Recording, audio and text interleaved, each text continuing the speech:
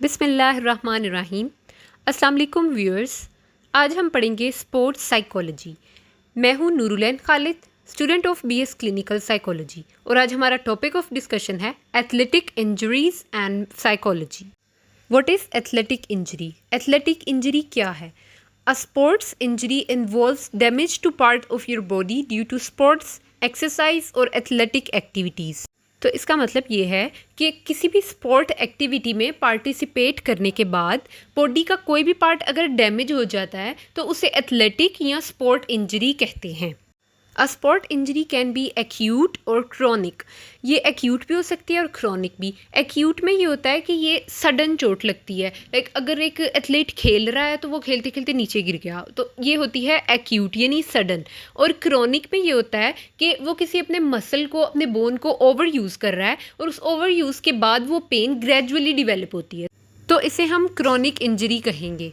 अब हमारे पास इसकी आती हैं कुछ एग्जांपल्स। नंबर 1, ब्रेसिस, इसका मतलब है ज़ख्मी हो जाना। नंबर 2, स्प्रेन्स, इसका मतलब है मोच आ जाना।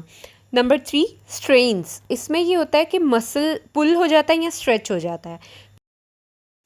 फिर आता है जॉइंट इंजरीज़। जॉइंट इंजरीज़ में ये होता है कि जॉइंट स्ट्रेच हो जाएगा या मसल हो जाएगा। फिर आता है नोज़ ब्लीडिंग यानी नाक से खून बहना। Last but not the least, tendinitis. Tendinitis में ये होता है कि जो टेंडन्स होते हैं, टेंडन्स किसे कहते हैं? टेंडन्स फाइब्रस टिश्यूज़ होते हैं जो मसल को बोन से कनेक्ट करते हैं। तो टेंडन्स में ये होता है कि ये ब्रेक हो जाते हैं या स्ट्रेच हो जाते हैं। अब हम देखते हैं कि इसके साइकोलॉजिकल फैक्टर्स क्या हैं। Psychological factors influence the incidence of injury, responses to injury and injury recovery. Psychological factors जो हैं वो इन्फ्लुएंस करते हैं यानी मुतासिर करते हैं इंजरी को, इंजरी के रिस्पॉन्सेज को, उसके वाक़यात को। Professionals in our field must be prepare to initiate teaching and practices that help prevent injuries. हमारे शोबे से मुंसलिक जो प्रोफेशनल्स हैं उनको इस चीज़ के लिए तैयार होना चाहिए कि वो इनिशिएट लें इस चीज़ को ओवरकम करने के लिए। वो ऐसी एक्टिविटीज़ करवाएं कि जो इंजरीज़ से लड़ने में और उसको प्रिवेंट करने में मदद दे सकें। Some common factors. Athletes usually feel some combination of frustration, anger, boredom, depression, fear, anxiety, confusion, loneliness after injury. These negative emotions not only feel bad, but can interfere with their determination to return to play and their adherence to their rehabilitation and fitness programs. इसमें ये बताया गया कि during the injury athletes कुछ ऐसे bad emotions, negative emotions feel करते हैं। ये इमोशंस ना सिर्फ उनको बुरा फील कराते हैं बल्कि ये उनकी जो दोबारा से उठकर खेलने का जज्बा है उसमें भी रुकावट बनते हैं और उनकी सेहत की बहाली में भी रुकावट बन जाते हैं। Psychological antecedents. Antecedents that may predispose people to athletic injury. Psychological factors including stress and certain attitudes can predispose athletes and exercisers to injury.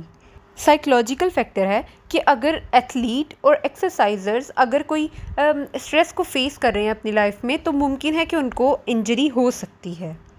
दूसरा इसमें ये बताया गया है कि जो स्पोर्ट एंड एक्सरसाइज साइंस के प्रोफेशनल्स हैं उनको ये चाहिए कि वो अपने खिलाड़ियों के साबिका हालात को पहचानें, उनके एंटीसीडेंट कंडीशंस को पहचानें, स्पेशली उनकी जो मेजर लाइफ स्ट्रेसर्स हैं जो अपनी ज़िंदगी में तनाव का शिकार हैं और उनकी जो पुअर कॉपिंग स्किल्स रखते हैं, जिनके पास इस चीज़ से लड़ने की महारत नहीं है, और उनको जिनकी सोशल सपोर्ट जिनकी बहुत ज़्यादा कम मिकदार में है, तो उनको चाहिए इस प्रोफेशनल्स को कि वो उनको पहचानें। Antecedents of sport injury. 3 primary factors that influence athletes' responses to stress injury antecedent areas. 3 primary factors हैं जो स्ट्रेस के बारे में खिलाड़ियों के रद्द अमल को मुतासिर करते हैं। Number 1, personality. Number 2, stress history. And number 3, coping resources. Personality in the sense कह सकते हैं कि स्ट्रेस की वजह से उनकी पर्सनैलिटी नेगेटिविटी का शिकार हो सकती है और क्योंकि वो नेगेटिव सोच रहे हैं तो बिहेवियर भी नेगेटिव शो करेंगे। इससे उनकी पर्सनैलिटी बहुत लैक का शिकार हो जाएगी जिसकी वजह से उनकी शख्सियत बहुत मुतासिर होगी। स्ट्रेस हिस्ट्री भी एक फैक्टर है। वो इस तरह के हमें साइकोलॉजिकली एथलीट्स को ट्रीट करने के लिए ये पता होना बहुत ज़रूरी है कि उनकी स्ट्रेस हिस्ट्री क्या है, कितने टाइम से वो पेशेंट स्ट्रेस सफ़र कर रहा है, क्योंकि जितनी टाइम लिमिट ज़्यादा होगी उतना पर्सनैलिटी डैमेज ज़्यादा होगा, मोरल सपोर्ट कम होगी और दोबारा से उठ के लड़ने में उनको मोटिवेशन कम होगी उनकी दोबारा उठ कर लड़ने के लिए। कोपिंग रिसोर्सेज, इसमें ये होता है कि जो एथलीट होता है उसकी स्ट्रेस की वजह से प्रॉब्लम डीलिंग एबिलिटी जो है वो कम हो जाती है और वो उस तरह से चीज़ों को परस्यू नहीं कर रहा होता जिस तरह एक हेल्दी एथलीट कर सकता है। Influence of psychological factors in sports injury, इसमें उन्होंने साइकोलॉजिकल और साइको सोशल दो तरह से बताया हुआ है कि कैसे स्पोर्ट्स इंजरी पे इम्पैक्ट डालती है। इसमें before prevention, risk factors and कॉपिंग mechanism के बारे में बताया हुआ है। रिस्क फैक्टर्स में कंपटीशन, एंजाइटी, ये सब आ जाता है और सोशल रिस्क भी आता है। और इसमें ये भी बताया है कि इसमें कॉपिंग किस तरह से हो रही है, तो आप इसको एक दफ़ा गो थ्रू कर लें। Compare and contrast for stress injury relationship, when high level of stress identified, stress management procedure should be implemented. अब इसमें उन्होंने ये कहा है कि जब हम हाई लेवल स्ट्रेसर को आइडेंटिफाई करते हैं, रिकॉग्नाइज करते हैं, तो हमें स्ट्रेस मैनेजमेंट प्रोसीजर इम्प्लीमेंट करना चाहिए। और उसके बाद उन्होंने बताया कि एथलीट्स को आम तकलीफ़ में और इंजरी की तकलीफ़ में फ़र्क जो है वो सीखना चाहिए, फ़र्क महसूस करना सीखना चाहिए। एथलीट्स को इस बात को समझना चाहिए कि no pain and no gain वाला एटीट्यूड और बिहेवियर उनको इंजरी की तरफ लीड कर सकता है। इसके बाद उन्होंने यहाँ पर 2 मेजर थ्योरीज बताई हैं, अटेंशनल डिस्ट्रप्शन और increase muscle tension. Explaining the stress injury relationship, attentional disruption, stress disrupts an athlete's attention by reducing peripheral attention and causing distraction and task irrelevant thoughts।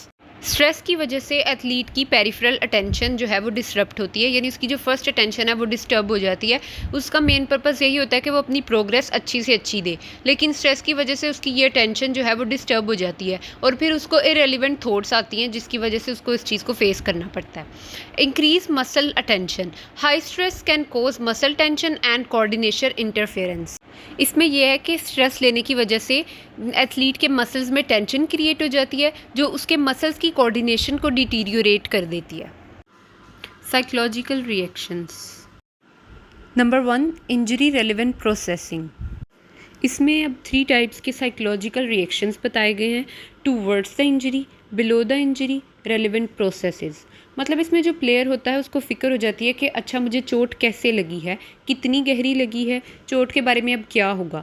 कभी अगर उसके हाथ वगैरह में खींच पड़ जाती है तो वो फ़िक्रमंद हो जाता है कि कहीं मेरी बोन तो नहीं टूट गई, ये कितने टाइम में रिकवर होगा। इस तरह से ये होती है इसकी पहली type. Number 2, emotional upheaval and reactive behaviour. इसमें जब एथलीट को चोट लगती है तो वो एकदम शॉक्ड हो जाता है, वो कहता है कि नहीं मुझे तो चोट लग ही नहीं सकती है, वो इस चीज़ को डिनाई करता है, एक्सेप्ट नहीं करता। और कुछ इस तरह की सिचुएशंस हमें देखने को मिलती हैं कि वो बहुत ज़्यादा अपने आप को आइसोलेट कर देते हैं, वो इमोशनली बहुत ज़्यादा रिएक्ट करते हैं और गेम में भी आइसोलेशन स्टार्ट कर देते हैं। जिस तरह परफॉर्मेंस होती है उस तरह मेंटेन नहीं रख पाते, तो ये इसकी दूसरी टाइप है। नंबर 3 पे आता है पॉजिटिव आउटलुक एंड कोपिंग। इसमें वो बता रहे हैं कि कुछ एथलीट्स वगैरह जो हैं, इसमें अगर चोट वगैरह किसी को लग गई है एथलीट को तो वो कोप भी कर रहे होते हैं, लेकिन कुछ प्लेयर्स जो होते हैं जिनकी कोपिंग अच्छी होती है वो खुद को एक दिन में ही रिकवर कर लेते हैं। वो सोचते हैं कि चलो ठीक है जो होना था हो गया, अब हमें आगे ध्यान देना है। लेकिन जो कुछ हैं उनको वीक्स और मंथ्स लग जाते हैं और अगर सिवियर इंजरी हो तो फिर इसमें उन्होंने बताया कि 136 डेज लग जाते हैं रिकवर होने में। तो ये इसकी तीसरी टाइप थी। Why athletes often avoid seeking help for mental health issues, fear of privacy and confidentiality. उन्हें अपनी प्राइवेसी के रिवील होने का डर होता है, इसलिए वो हेल्प लेने से अवॉइड करते हैं। लैक ऑफ नॉलेज, उन्हें इस चीज़ का शऊर नहीं होता, उन्हें मेंटल हेल्थ सर्विसेज और सिम्टम्स के बारे में नॉलेज नहीं होता, इसलिए वो हेल्प लेने से अवॉइड करते हैं। नेगेटिव पास्ट एक्सपीरियंसेस, इसमें उन्होंने कहा कि एथलीट्स के एक्सपीरियंसेस कुछ के बुरे होते हैं जिसकी वजह से वो दोबारा हेल्प लेने से अवॉइड करते हैं। Don't want to appear weak और एम्बेरेस्ड, इसमें उन्होंने कहा है कि वो हेल्प लेकर अपने आप को वीक और एम्बेरेस्ड शो नहीं करवाना चाहते जिसकी वजह से वो हेल्प लेने से अवॉइड करते हैं। Science of poor adjustment, number 1, feeling of anger and confusion. इसमें यह कि वो गुस्सा फील करते हैं और कंफ्यूज रहते हैं ज़्यादा, उनको ये फीलिंग आती है कि वो गुस्सा कर रहे हैं और कन्फ्यूजन में हैं। Number 2, obsession with the question of when one can return to play. इसमें ये होता है कि उन्हें इस सवाल से जुनून हो जाता है कि वो वापस कब जाएंगे खेलने के लिए। Number 3, repeatedly coming back too soon and experiencing injury. इसमें यह है कि वो बार बार चोट का सामना करते हैं। Number 4, dwelling on minor physical complaints, वो माइनर फिजिकल कंप्लेंट्स पर रहते हैं, उन्हें मामूली जिस्मानी शिकायत रहती हैं। Number 5, guilt about letting the team down, उन्हें इस चीज़ का गिल्ट रहता है और डाउट रहता है कि उनकी वजह से टीम डाउन कर रही है। और नंबर 6 पे आता है रैपिड मूड स्विंग्स, उन्हें मूड स्विंग्स रहते हैं। ये साइंस है पुअर एडजस्टमेंट ऑफ इंजरी के। अब हम बात करेंगे स्किल्स एंड स्ट्रेटजीज़ की। Psychological skills and strategies that can speed the rehabilitation process. Psychological skills training has been shown to facilitate the rehabilitation process. Psychological foundations of injury rehabilitation include चोट की बहाली के लिए नफ्सियाती बुनियादों में शामिल है। Number 1, identifying athletes who are at high risk of injury. उन खिलाड़ियों की शनाख्त करना जो चोट के ज़्यादा खतरे में हो। Building rapport with the injured individual. Building repo यानी ताल्लुक़ बनाना उस एथलीट के साथ। Number 3, educating the athlete about the nature of the injury recovering process. Educate करना एथलीट को regarding the nature of injury recovery process, यानी उसको ये बताना कि उसको जो इंजरी हुई है उसका रिकवरी प्रोसेस क्या होगा, ताकि वो पॉजिटिवली उसको फॉलो करे और जल्द से जल्द रिकवर करे। टीचिंग स्पेसिफिक साइकोलॉजिकल कॉपिंग स्किल्स, और इसको इंजरी को टैकल करने के लिए कुछ साइकोलॉजिकल स्किल्स सिखाना, जैसे goal setting, relaxation techniques and imagery. Some coping skills: goal setting, relaxation techniques, imagery, preparing the person to cope with setback in rehabilitation and fostering social support। अब इसमें उन्होंने बताया कि उसको ये सिखाना कि वो अपना गोल कैसे सेट करे, उसको रिलैक्सेशन टेक्निक्स बताना, लाइक उसको कुछ ऐसी टेक्निक्स बताना जिससे वो रिलैक्स हो। जैसे उसमें हम ये भी बता सकते हैं कि आप डीप ब्रीदिंग करें। इमेजरी में हम उसको बता सकते हैं कि वो अपने गोल्स को जिनको वो अचीव करना चाहता है वो उनको इमेजिन करे। Preparing the person to cope with setbacks in rehabilitation, इसमें यह कि उस शख्स को समाजी मदद को फ़रोग देने में नाकामियों से निपटने के लिए तैयार करना। Mental health in elite athletes, what need to be done. इसमें हमारे पास 4 स्टेप्स हैं। इसमें हमारे पास है माइक्रो सिस्टम, जिसमें हम नेशनल सपोर्ट की बात करते हैं, इन्वायरमेंट की और पब्लिक सोशल मीडिया की बात करते हैं। दूसरा हमारे पास होता है एक्सो सिस्टम, जिसमें हम बात करते हैं इंडिविजुअल सपोर्ट की, मतलब एक बंदा अपनी सपोर्ट को कितना मेंटेन रखता है। फिर हमारे पास आता है माइक्रो सिस्टम, इसमें हमारा कोच होता है, हमारे रिलेटिव, फैमिली, फ्रेंड्स, हमारे कोलीग्स, इसमें हमारा स्पोर्ट्स साइकोलॉजिस्ट भी आता है। ऐसे तमाम अमला जो हमारी सपोर्ट ठीक करवाए, यानी हमें अप्रिशिएट करे, वो इसमें आ जाता है। और जो एथलीट लेवल है वो अपना मेंटल हेल्थ की बात करता है, वो वहाँ पर वो कोपिंग स्किल और एटीट्यूड की बात करता है। एक तो है इंडिविजुअल सपोर्ट कि उसकी सपोर्ट कैसी है, दूसरा ये कि वो मेंटली हर चीज़ के लिए प्रिपेयर है भी या नहीं, अगर वहाँ पर कोई भी सिचुएशन आ जाती है तो वो उसे कोप करता है या नहीं। तो इसमें उन्होंने ये बताया हुआ 3 फेजेस ऑफ इंजरी रिकवरी। इस स्लाइड में हम बात कर रहे हैं इंजरी रिकवरी के फेजेस की, यानी कि एक एथलीट या कोई भी सपोर्ट्स पर्सन जो कि किसी वजह से इंजर्ड हुआ है, अब हमने उसको किसी तरह रिकवरी के फ़ेज़ पे लाना है, तो ये उसके 3 फेजेस हैं। नंबर 1 इंजरी और illness phase, number 2 rehabilitation and recovery phase, number 3 return to full activity phase. अब पहले फ़ेज़ इंजरी और इलनेस फेज़, यानी कि उसका अभी इंजरी का बिल्कुल स्टार्ट है, मतलब उसको अभी नई नई चोट लगी है ऑनसेट। तो हम स्टार्ट में क्या करेंगे, हम उसको स्टार्ट में इमोशनल सपोर्ट देंगे, इमोशनल अपहेवल के थ्रू, मतलब सपोर्ट करेंगे, हम उसे इमोशनली सपोर्ट देंगे, हम कहेंगे कि तुम ठीक हो जाओगे। जब हम बीमार होते हैं तो हमें सबसे ज़्यादा इमोशनल सपोर्ट की ज़रूरत होती है, ताकि हमारा जो एक डर होता है कि हमने कभी ठीक नहीं होना, तो वो इससे कम हो जाता है और फिर हम लोग ठीक हो जाते हैं। तो इस तरह से हमने उस एथलीट या स्पोर्ट पर्सन को भी सपोर्ट देनी है, ताकि वो जो है उन समझ सकें कि वो दोबारा से खेल सकते हैं।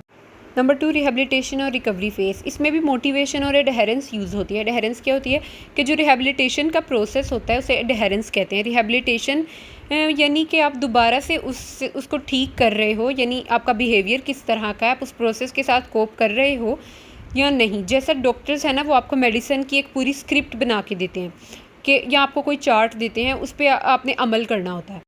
तो ये आपका एडहेरेसिव बिहेवियर होता है कि आप किस तरह से उस पर अमल कर रहे हैं। तो हमने भी एथलीट या सपोर्ट पर्सन को जो है इस चीज़ में सपोर्ट करना है और उनकी एडहेरेंस को बढ़ाना है। Return to full activity phase, अब ये याद रखें कि हम जितना भी उसको मोटिवेट कर लें, इमोशनल सपोर्ट दे दें, लेकिन एक स्पोर्ट्समैन जब तक दोबारा से अपनी फ़िज़िकल एक्टिविटी में नहीं आएगा या दोबारा से खेलना शुरू नहीं होगा, तो उसको ये यकीन नहीं आएगा कि वो ठीक हो गया है या फुल तरीके से हेल्दी हो गया है। तो हमने उसको ये नहीं कहना कि वो 2 मंथ्स बेड पे ही बैठा रहे, हमने उसको एक्सरसाइजेस करवानी है, उसको प्लेग्राउंड में लाना है जहाँ पर वो खेलता था, उसको एक्टिविटीज़ करवानी है डिफरेंट, ताकि वो इस चीज़ को पॉजिटिव ले और वो ठीक होने की तरफ आए। जी, तो हमारा टॉपिक ख़त्म हुआ। अब इसी टॉपिक से रिलेटेड 2 क्वेश्चंस आपके लिए हम लाए हैं। Number 1, a close friend sustained a major knee injury to need surgery. What have you learned that can help you prepare your friend for surgery and recovery? Number 2, design a persuasive speech to convince a sports medicine center to hire a sports psychology specialist. How would you convince the center's directors that patient or clients would benefit? अब इसके जवाब आप खुद ढूंढेंगे क्योंकि ये questions इसी topic से रिलेट करेंगे। ये हमारा यूट्यूब चैनल है। वीडियो अच्छी लगी तो चैनल को लाइक, कमेंट, शेयर और सब्सक्राइब ज़रूर करिएगा। तब तक के लिए अल्लाह हाफिज़। Thank you so much. अस्सलाम वालेकुम।